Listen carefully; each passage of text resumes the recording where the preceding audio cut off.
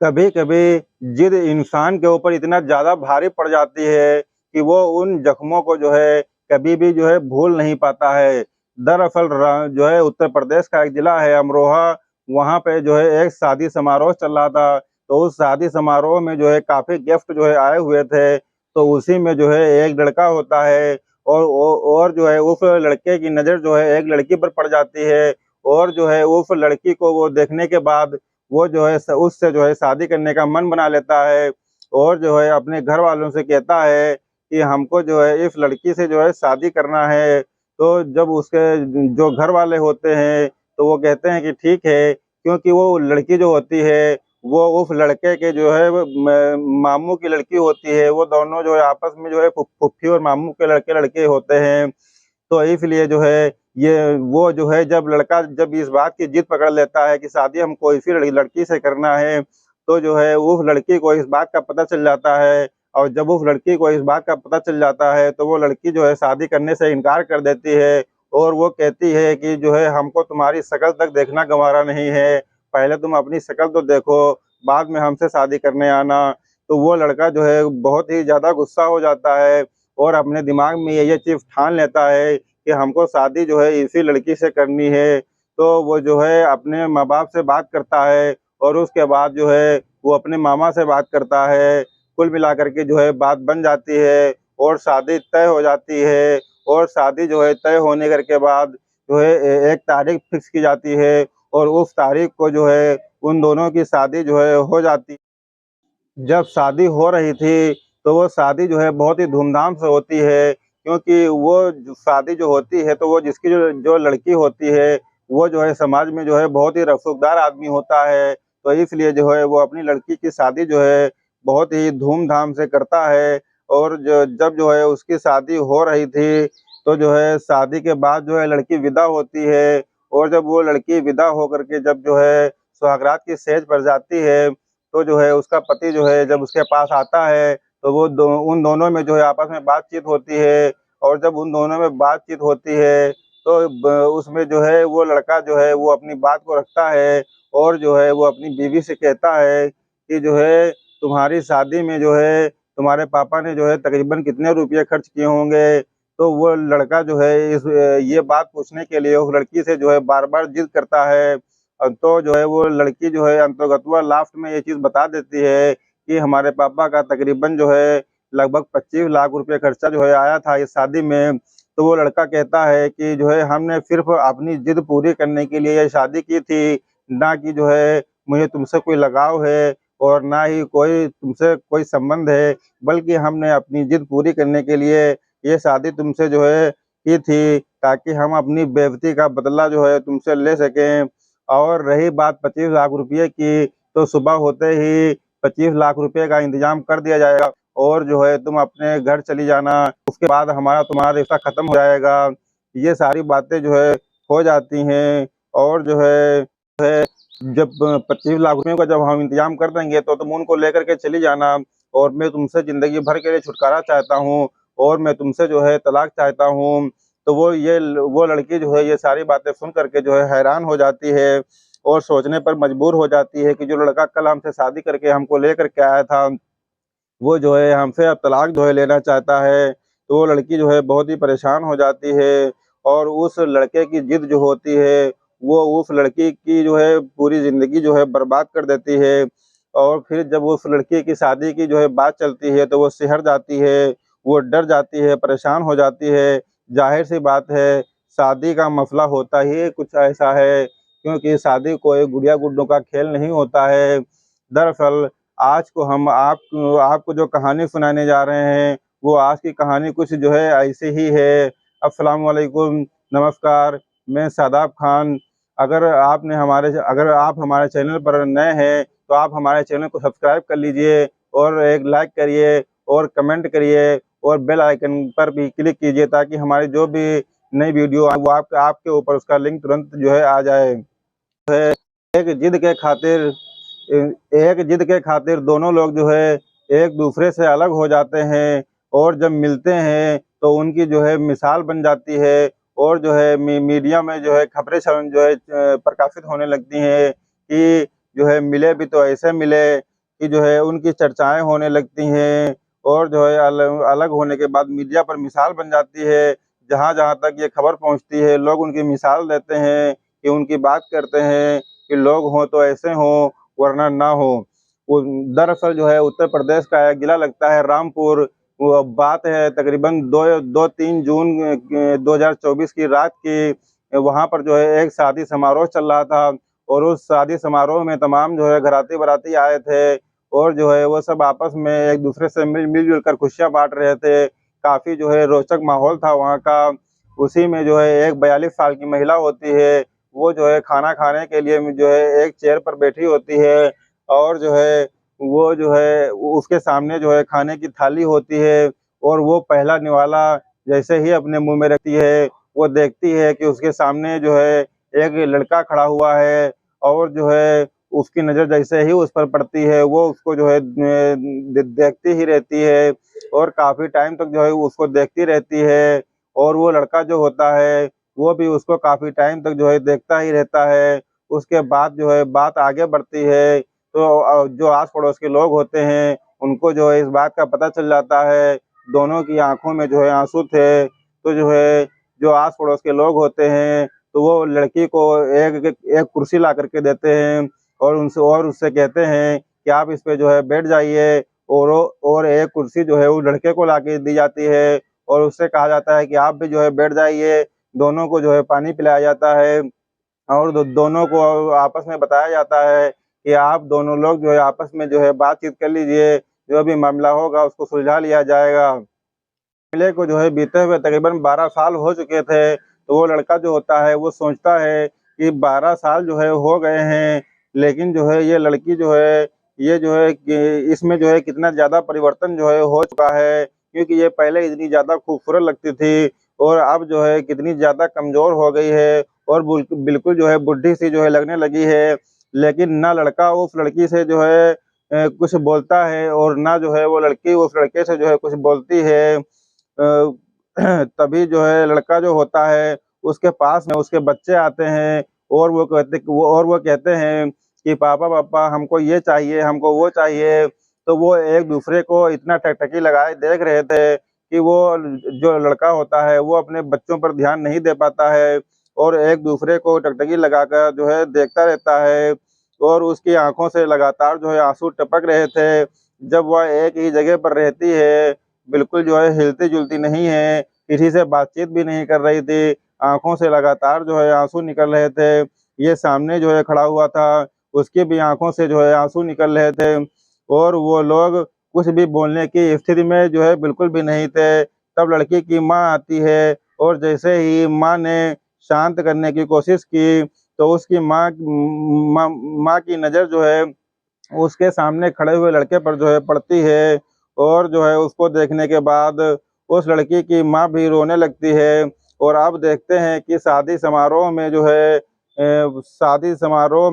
है माहौल जो है वो बदलने लगता है और थोड़ा-थोड़ा गम का माहौल में जो है वो बदलने लगता है। अब सैकड़ों की संख्या में लोग जो है वहाँ पर इकट्ठा होने लगते हैं और वो सभी लोग जो है ये जानने की कोशिश करते हैं कि आखिर जो है ये माजरा क्या है? कुछ बोलने की स्थिति में दोनों लोग नहीं थे और 1 घंटा ऐसे ही तकरीबन बीत जाता है। तब किसी ने जो है उस लड़की को एक कुर्सी ला कर के दिया और उससे कहा कि जो है आप बैठ जाइए, गर्मी बहुत ज़्यादा है, आप परेशान हो जाएँगी। उसको जो है 1 गिलास पानी पीने के लिए देती है। वो कहती है कि आप पानी पी लीजिए, गर्मी बहुत ज़्यादा है, आपको परेशानी ज़्यादा हो रही होगी और उ उसकी आँखों से लगातार जो है आँसू बह रहे थे और एक कुर्सी जो है लड़के के लिए लाई जाती है और उसको भी जो है उसी के सामने बिठाया जाता है और उसको भी पानी दिया जाता है और उन दोनों से कहा जाता है कि आप रोइए मत जो है जो भी बात है वो आप अपनी जो है बात रखिए और अगर ना हो सके तो आप दोनों लोग आपस में जो है बातचीत कर लीजिए कि आखिर जो है माजरा क्या है। लेकिन वो दोनों लोग जो है बातचीत करने की स्थिति में बिल्कुल भी नहीं होते हैं। वो दोनों एक-दूसरे के पास बैठते ज़रूर हैं, लेकिन बातचीत जो है बिल्कुल भी नहीं करते हैं और वो दो जो है दोनों लोग एक-दूसरे का नंबर ले लेते हैं और वहाँ से जो है चले जाते हैं। दरअसल यह कहानी शुरू होती है 2004 से। रामपुर ज़िले का एक थाना लगता है अजीम नगर। अजीम नगर थाना क्षेत्र का एक गांव होता है इमरता। वहां का रहने वाला जो लड़का होता है आसिफ अली, उसकी शादी जो है रामपुर की जो रहने वाली उसकी जो मामू की लड़की होती है उसका हुमा नाम होता है, उसके साथ जो है शादी हो जाती है। वो लड़की जो होती है वो शहरी मिजाज की होती है और लड़का जो होता है वो गांव के मिजाज का होता है। उन दोनों में शादी तो हो जाती है, लेकिन वो लड़की जो है वो गांव में जो है एडजस्टमेंट बिल्कुल भी नहीं कर पाती है। ऐसे में उसको जो है वहाँ पे काफ़ी दिक्कतों का सामना करना पड़ता है। लेकिन ऐसे-ऐसे जो है धीरे-धीरे करके वक़्त जो है बीतने लगता है। दोनों की ज़िंदगी जो है धीरे-धीरे पटरी पर जो है आ रही थी। लेकिन दोनों के बीच शहरी जीवन और गाँव की जीवन की बात और जो है बातें जो है आया जाया करती थी। इसी बात को जो है लेकर के लड़के को तरह-तरह की बातें जो है सुनने में आती थीं और इसी बात को लेकर के जो है लड़की को भी जो है कई बार कई तरह की जो है बातें सुनने में आती थी। ऐसे ही वक़्त आगे बढ़ता है। साल 2012 की यह बात है। इन दोनों के बीच कुछ जो है ऐसी खटास पैदा हो जाती है कि ये दोनों एक-दूसरे से जो है बेइंतहा लड़ना शुरू कर देते हैं और और एक लड़का पैदा होता है। अब दोनों परिवार वालों की सहमति के बाद दोनों का तलाक जो है हो जाता है। इन दोनों के जो है तकरीबन 4 लड़के पैदा होते हैं और परिवार वालों की सहमति के बाद जो है इन दोनों का जो है तलाक हो जाता है। बाकायदा जो है इसकी पंचायत भी है और पंचायत में जो है ये फैसला लिया जाता है कि जो इनके जो 4 बच्चे हैं, उन 4 बच्चों में से जो है 3 लड़कियाँ होती हैं और 1 लड़का होता है। तो उसमें से जो है 2 लड़की और 1 लड़का जो है वो लड़के के हिस्से में आता है और 1 लड़की जो है वो लड़की के हिस्से में आती है। इस तरीके से वो दोनों लोग जो है दोनों लोगों की घर वालों की जो है राज़ी मर्ज़ी से मामला जो है मामले में जो है हो जाता है और इसके बाद वो दोनों लोग अपने-अपने घर चले जाते हैं। लड़का जो है 2 लड़की और 1 लड़के को लेकर के अपने गाँव में जो है आराम से रह रहा था और वो लड़की जो है एक लड़की को लेकर के अब अपने शहर रामपुर में जो है चली जाती है और दोनों लोग जो है काफ़ी टाइम तक एक-दूसरे के बारे में जानने की जो है कोई कोशिश नहीं करते हैं। उनको जो है किसी भी तरीके का कोई लगाव नहीं होता है कि एक-दूसरे के बारे में जो है कोई भी चीज़ जाने। और वो अपनी बेटी के साथ जो है वहीं रामपुर शहर में जो है ज़िंदगी बिता रही थी। धीरे करके जो है ऐसा ही वक़्त जो है आगे बढ़ने लगता है और बात होती है तकरीबन 2-3 जून की शाम 2024 की रात का जो है समय था। रामपुर शहर के अंदर एक शादी समारोह चल रहा था और उस शादी समारोह में तमाम घराती-बाराती आए थे और ये दोनों लोग भी आए थे। उसी शादी समारोह में इन दोनों का जो है आपस में मिलन होता है और ये जब जो पत्नी होती है वो पति को देखती है तो तलाक होने के 12 साल के बाद उसको जो है उसकी बेइंतहा जो है याद आ रही थी और अलग होने की वजह हो या उनके मिलने की वजह हो, वो अपनी वजहों को याद करते हुए 1 घंटा तकरीबन उनको बीत जाता है। दोनों एक-दूसरे को जो है देखते हुए दोनों की आँखों से जो है आँसू बह रहे थे और यहाँ से जब वो अलग होते हैं, तो दोनों लोग जो है एक-दूसरे का नंबर लेते हैं और नंबर लेने के बाद वो अपने घर चले जाते हैं। घर जाने के बाद दोनों लोग जो है एक-दूसरे को मैसेज करते हैं और जब वो दोनों लोग एक-दूसरे को मैसेज करते हैं, तो उस मैसेज में एक चीज़ जो है वो कॉमन होती है। वो कॉमन ये होती है कि वो लड़का जो है उस लड़की को मैसेज करता है कि हो सके तो माफ़ कर देना और यही चीज़ जो है लड़की भी मैसेज में करती है कि अगर हो सके तो माफ़ कर देना। जब ये दोनों चीज़ जो है दोनों मैसेजों में जब एक कॉमन चीज़ पाई जाती है, तो दोनों लोग इस मैसेज को पढ़ कर के जो है काफ़ी खुश होते हैं और सोचते हैं कि हमारी ज़िंदगी में आगे कुछ जो है बेहतर हो सकता है। तो ऐसे ही जो है